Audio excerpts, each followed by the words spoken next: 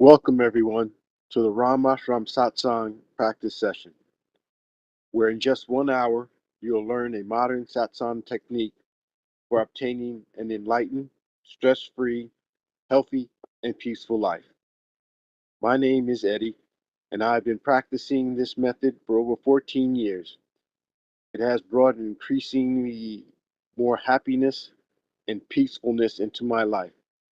I hope that after a period of practice, it will do the same or more for you. Today, I will be introducing this event's facilitator, but first, I'd like to give a brief introduction of today's practice session. If you refer to the graphic on your screen, you'll see the first element is satsang.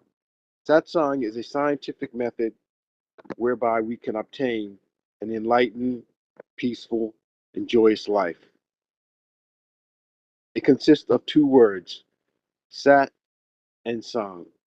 Sat means positive energy, and sang means to be with. So together, satsang means in the presence of positive energy.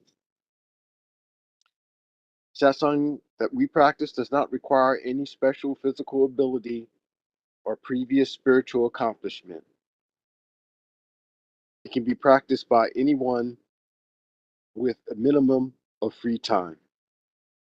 Meditation is an essential element of satsang.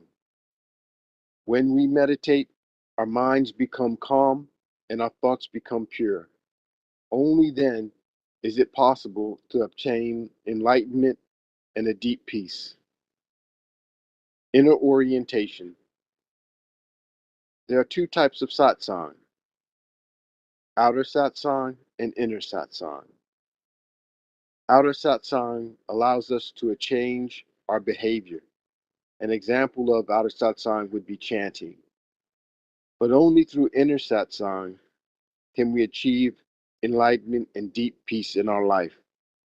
The method that we will learn here today is an inner satsang.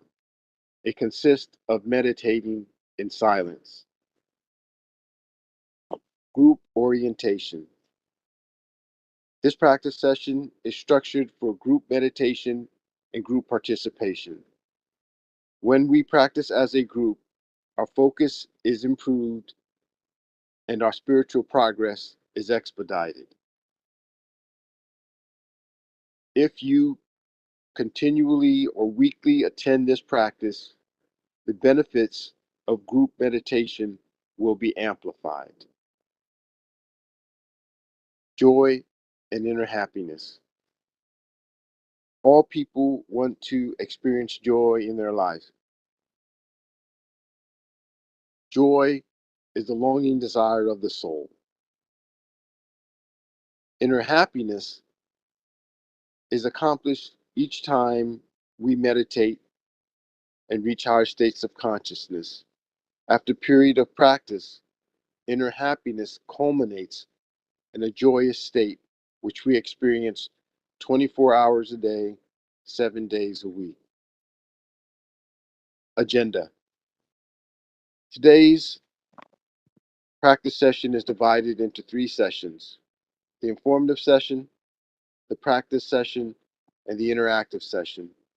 During the informative session, a lecture will be given about satsang, the founder, or some related topic.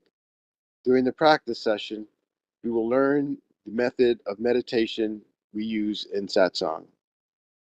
In the interactive session, you will be able to ask questions or there'll be a group discussion. And now, I'd like to introduce the facilitator for today's event. He has over 40 years of satsang experience. He's the grandson of Guru Maharaj.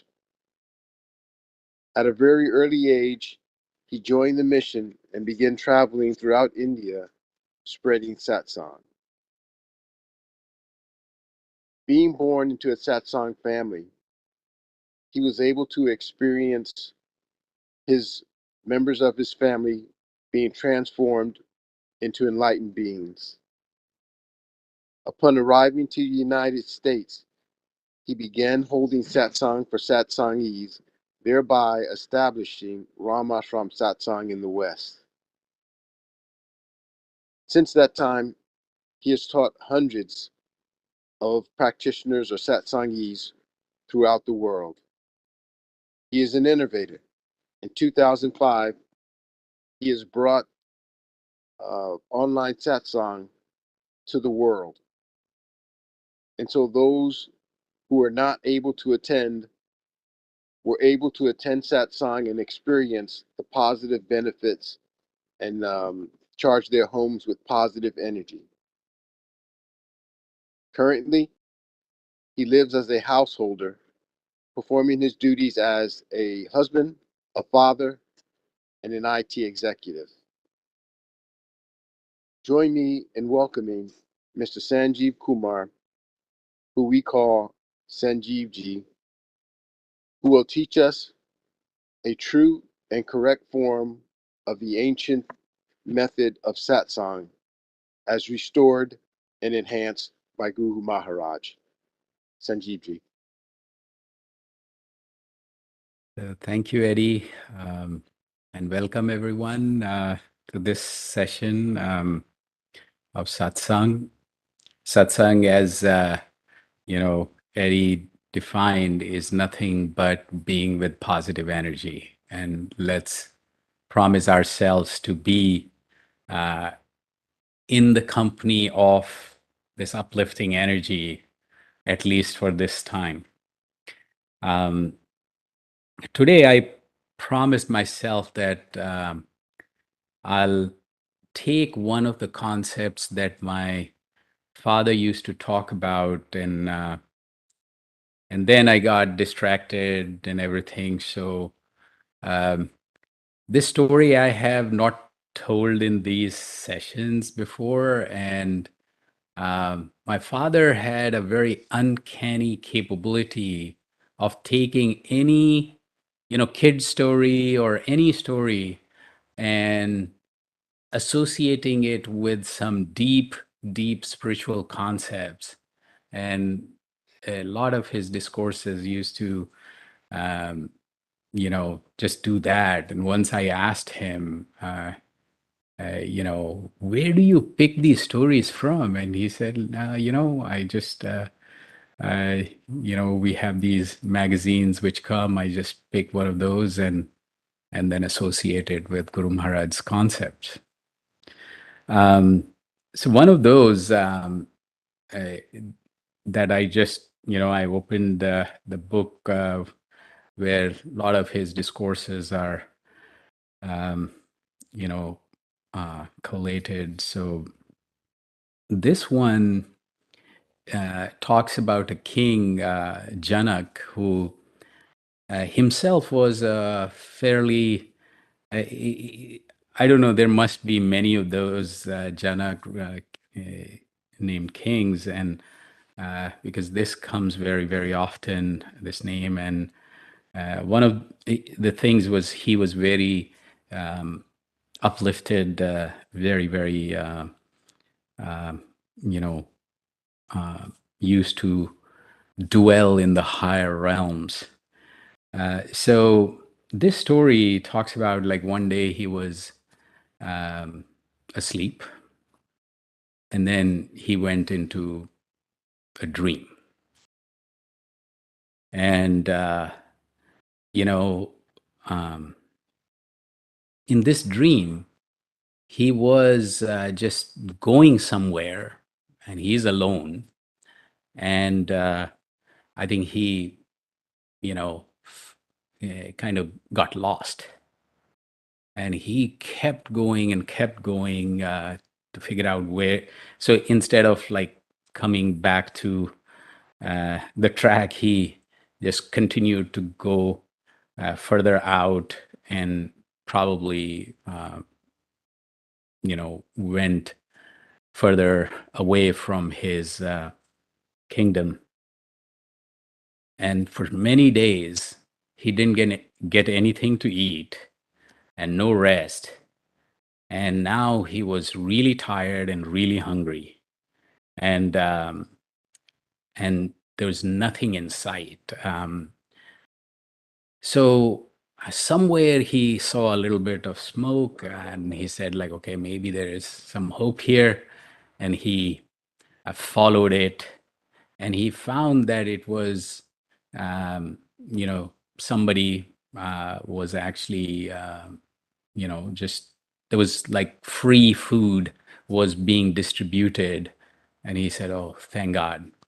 And, and he got, so there was a line of people trying to get that food.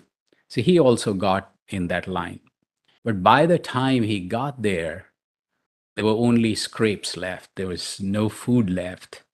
Um, there was scrapes, and he said, "Okay, whatever you got, just give me. I am, I'm just dying of hunger."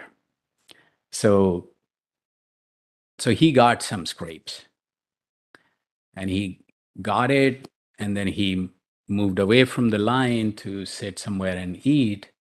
And there was an eagle up there, saw it, and came down and just took the food he had just taken, and that was probably the last thing left, and that was taken away by the eagle. And then he just screamed, and he was perspiring, and he woke up, and so obviously he being the king, everybody just got around him. It's like, what happened, and he's just asking one question: so is this true or was that true? And And he just kept asking, and people didn't even know what was going on, so they didn't know how to answer that question. And he's like, is this true or was that true? And so, you know, so those days in India, there used to be a royal guru, Raj Guru. So he was called for. It's like, so he came, he looked at him, and then so you know, well, so he kind of quote unquote figured out the situation, and then he the guru said that basically neither this is true nor that was true. So, so it's um, you know, so he said that you are only an observer here as well as there. So in a dream state, you are just an observer, and it is kind of a fleeting scenario. And what he is, he continued to explain is that in a way, Sat and Asat. So Satsang is the sung or company of something which never changes, but the world is ever changing. So being in this world, if you attach yourself to anything because it's changing, you would go through up and downs because it's changing. It's you cannot attach, you know, a specific everlasting emotion to a thing that is always changing. So, so basically, Rajguru said that, neither this is true nor that was true. So basically, my father then says that, you know, uh, the person who understands this concept basically, becomes free. It's it's you know what is nirvana, what is higher consciousness, is like to realize on one hand that you're part of this continuum, but also realizing that you are not just your body, and basically the entire world you could be detached from.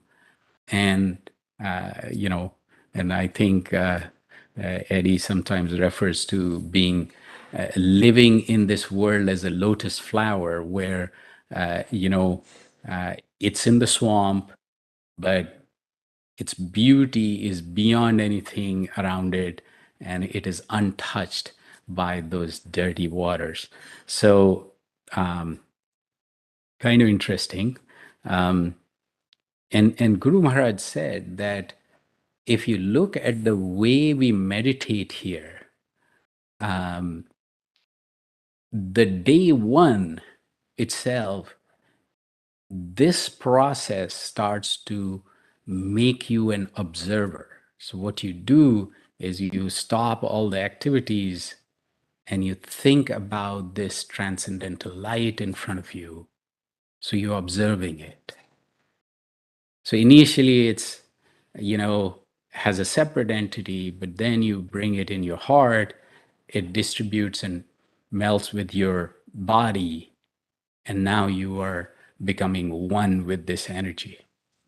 And then you forget where you started. Once you manifest this energy, you are one, you're united with this energy.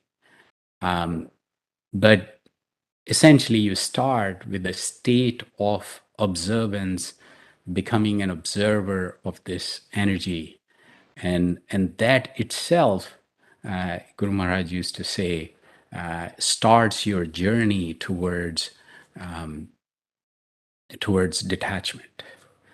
Um, it's a very, very, very deep subject, but uh, you know, uh, my father actually, it, you know, talked about this story, then the concept, and then said that one thing about this satsang was that Guru Maharaj himself and a lot of people who followed him, especially who served the mission, uh, got that state, you know, before even they started serving the mission. So, and you know, basically that. i- So in a way, there are very few people who get to this, but then that is how you got to live. So that's as an observer, and satsang gets you there. So anyway, let's get into meditation, and then we can talk through some of the nuances of this concept itself. So, you know, I think these days when I'm doing yoga, and I kind of restarted that whole thing, and the instructor tells me to like close your eyes and think of the entire body relaxing. So kind of observe the entire body, that it's relaxed. And if any part is not, then focus on it. So basically, get into a very relaxed posture where you will not move for 15-20 minutes while you meditate. So observe your body and then bring and relax your body. And do the same thing with your mind. Observe and see where the thoughts are, because now we want to bring the mind to this thought and this thought alone, that there is this transcendental light in front of us, right here, right in front of us. And it's entering our heart, basically enlightening our heart. And that energy is then flowing to every part of our body. Now we're getting completely immersed in this light. So mind will naturally wander away. When you become aware of it, bring it back. So keep your body still, keep your eyes closed, and just keep thinking about this light that's in front of us, entering our heart, distributing throughout our body, and that we are becoming one with this light. We'll start with music and we'll end with music. Let's continue to just meditate this way. Let's start now.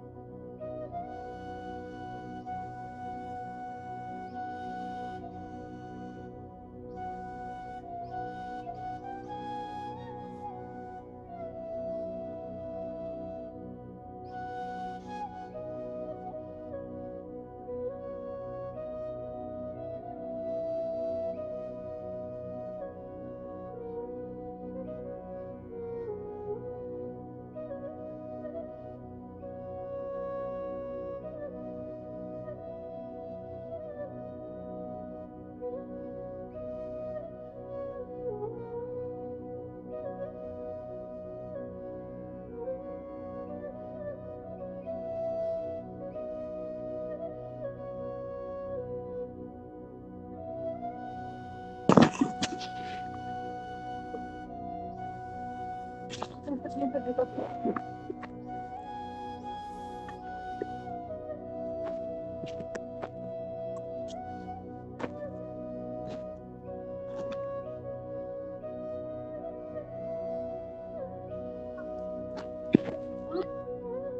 no, thank you.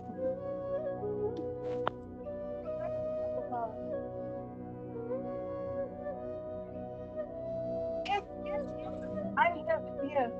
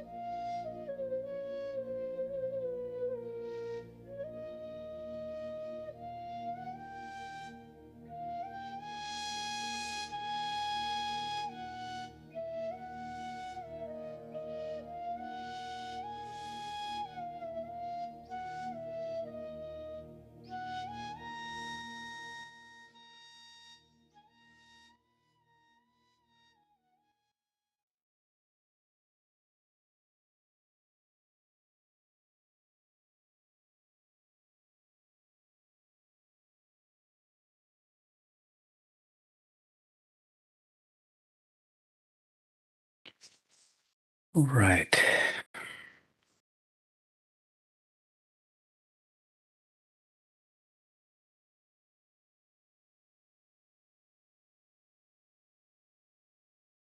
So, Lewis and Warren, uh, what did you think of this story? So,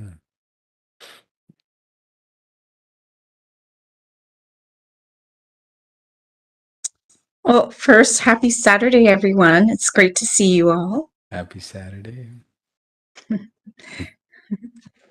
Um, the story was interesting, but the thing that stood out from what you were saying during that speech, and you'll have to forgive me, is the concept of attachment, which is such an important concept to process.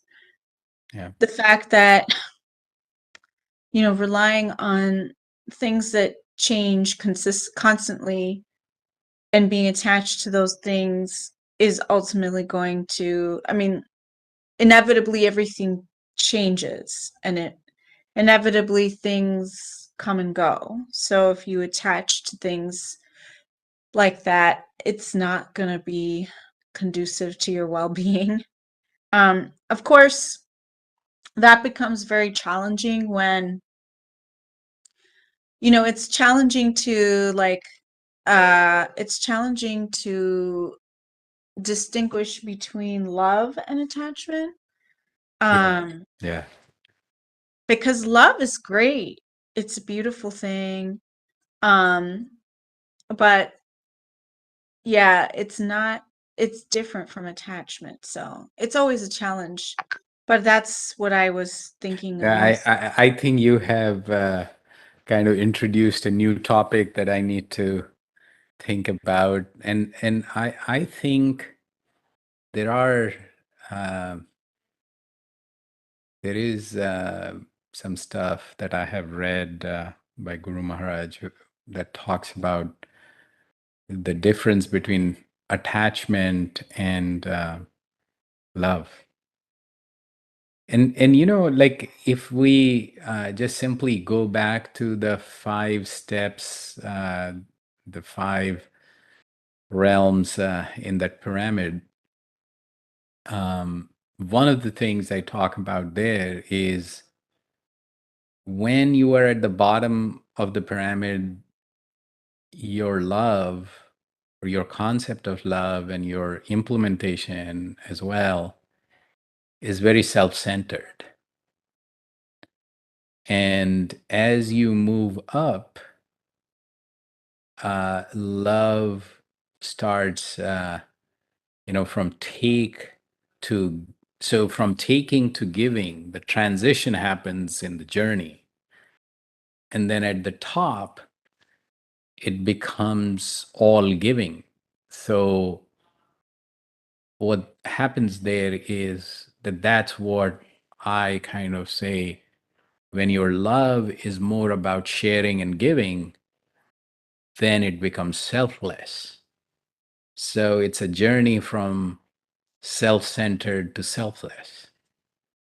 And we have, tremendously complicated and different ways we define love and understand and implement. Um, but at the very high level, I think that's the difference, and huge difference.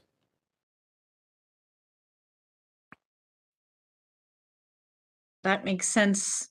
And yeah, See, when you are giving, right, you're not expecting anything back, then you don't have attachment. When right. you're self-centered and you expect, then you get disappointed too. And that is what is attachment. Yeah, right. Yeah. So it's very, some of these very simple things get very, very, very complicated. Uh, and while you were describing, some of this, another thing actually came to my mind. So I went to Rhode Island, and Satsangi family, so they invited their neighbor, and we had a satsang, and he said, you know, I don't know, so what should I, what should I concentrate on? Can I concentrate on my mother? Because I believe, uh, if there's something I believe in, it's my mother. And I was like, um, sometimes some things, and sometimes what you say and what it's how you express. All that becomes so the thing is that many places Guru Maharaj has said that mother's love is actually as close to God's love as it can be. However, when you really look at the worldly aspect, the psychological, the relationship aspect, uh, your mother, like everything else in the world, is also changing, and sometimes changing every day. Sometimes, things happen. And so what happens is that even the most pristine of the pristine things in the world are continuing to change. So understanding that aspect, and so what I think, and this is something that I have to articulate and write about, talk about in a more elaborate way, is that why should you manifest something that is quote unquote beyond change? And that is a very deep concept. People want to meditate on something which, like Eddie and I have been talking about, like writing about this whole concept of manifestation, manifesting money, manifesting love, manifesting this, manifesting that, and all that is actually real. Even in India, there were practices where you could manifest these things. But then there is also, um, the concept of satsang, or where also there is aspect of the teacher or the guru who actually is introducing this concept, and they really, Guru Maharaj himself used to say that, you can, to a lot of people, that you can think of me and the light is coming from my heart to your heart.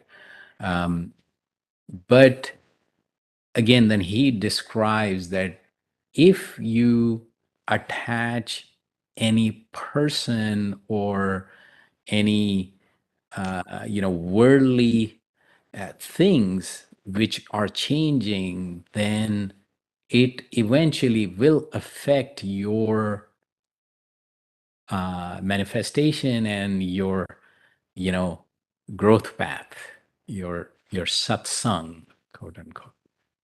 So that's an important aspect, that what he said is manifest. So light is kind of, um, it's it's as close to uh, having no form per se, beyond the matter, while it can convert to matter at some point. But so it's you know um, and interestingly, most of the religions also think of light as God, or you know um, so light is a quote unquote beyond this change, or as close to being beyond the change. So manifesting something that doesn't change actually will take you much higher than otherwise, whatever else you want to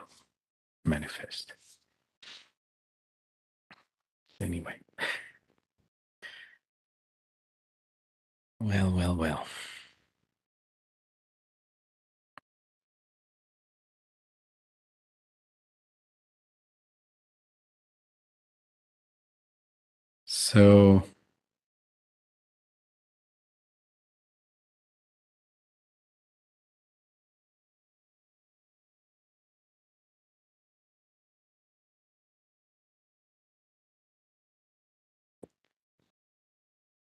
So anything else before we wrap up? Warren, Eddie? No, it was very interesting. It was a lot to absorb. Yeah. Yeah, and I was a little distracted at the same time because I've been trying to get ready to leave out the door in a minute. But I Okay. really enjoyed the session. Thank you. Thank you. Yeah. Thank you. Yeah, I don't know. Today I really enjoyed the music a lot more than usual. I don't know why, but Yeah, it was good. No, but it was a good message today, certainly. And I think what you said about wanting to be with the light and how engaging yourself in worldly activities or engaging yourself in the world of matter is opposite to that. And so we should try to be with the light or something that's constant and never changing. And thinking of that, I also thought that there's always the one non-believer who says, well, I see myself, I'm here, I'm not changing, I'm this solid body of a person. So what are you talking about?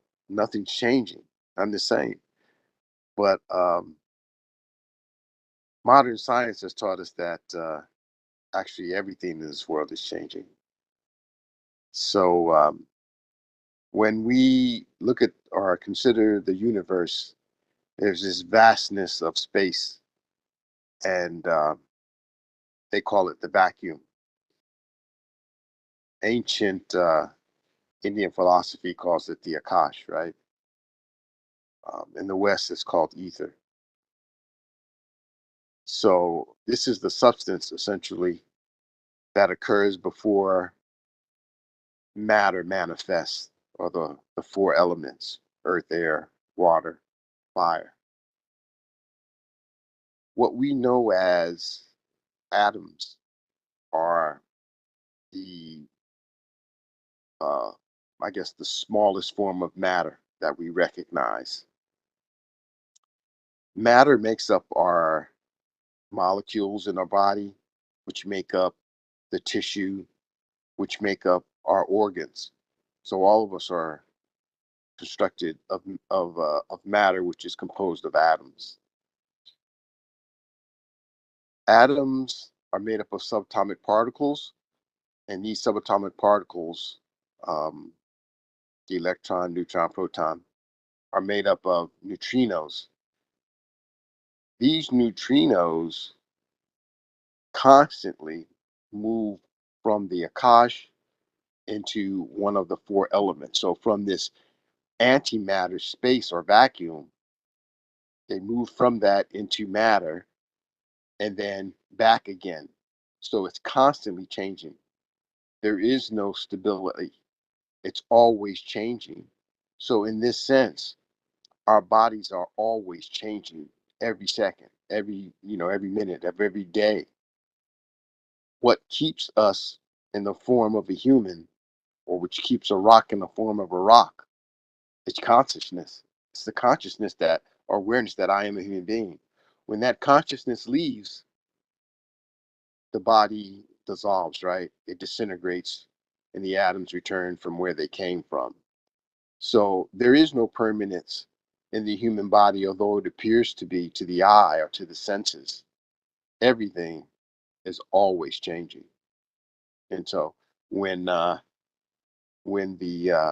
naysayer says, things are stable and I'm not changing, it simply is it's not true.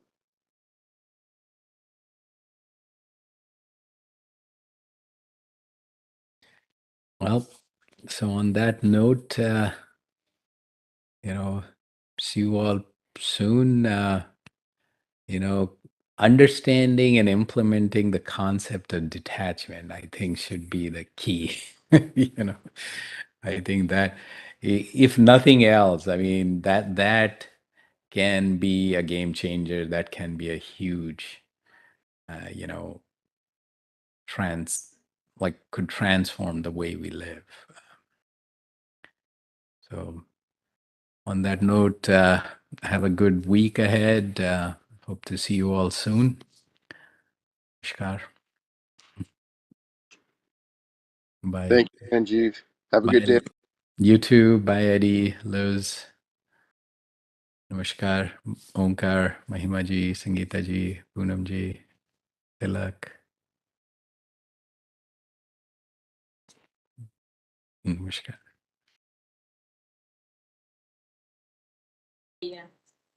Namaskar. भैया Namaskar. प्रणाम चाचा नमस्कार मीनाक्षी.